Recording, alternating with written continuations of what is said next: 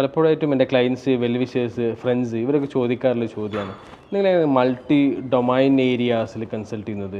അതിൽ ചിലപ്പോൾ HR side ഉണ്ടാവും, ലീഗൽ സൈഡ് ഉണ്ടാവും, പ്രൊഡക്ഷൻ സൈഡ് ഉണ്ടാവും, ഡിഫറെൻറ്റ് ആംഗിൾസിലുള്ള കാര്യങ്ങൾ നിങ്ങൾ ഡീൽ ചെയ്യേണ്ടി വരില്ല എന്നുള്ളത്. സോ ഇതിൽ as a management consultant, especially small and medium എൻ്റർപ്രൈസസുകൾ കൺസൾട്ട് ചെയ്യുന്ന ഒരാളെ സംബന്ധിച്ചിടത്തോളം ഞങ്ങൾക്ക് ഒരു വലിയ ചലഞ്ച് തന്നെയാണത്. പക്ഷേ എന്നിരുന്നാലും പലപ്പോഴും ഞങ്ങൾ എടുക്കുന്നൊരു അപ്രോച്ച് എന്ന് പറഞ്ഞു കഴിഞ്ഞാൽ, we don't do it by our self everything.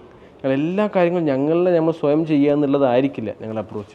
ഞങ്ങൾ എന്ത് ചെയ്യുമെന്ന് വെച്ചിട്ടുണ്ടെങ്കിൽ, if you have something related to legal, നമ്മളതിൻ്റെ ലീഗൽ കൺസൾട്ടൻസ് വരും, ഫൈനാൻഷ്യൽ കൺസൾട്ടൻസ് വരും, അതല്ലെങ്കിൽ മാനുഫാക്ചറിങ്ങിൽ, പ്രൊഡക്ഷനിൽ എക്സ്പെർട്ടൈസ്, ഇൻഡസ്ട്രി എക്സ്പേർട്ടുകൾ, ഇങ്ങനത്തെ ആളുകളെയൊക്കെ ഓൺ ബോർഡ് ചെയ്തുകൊണ്ടാണ് എന്ത് ചെയ്യുക പലപ്പോഴും നമ്മൾ സൊല്യൂഷൻസിലേക്ക് എത്താറുള്ളത്.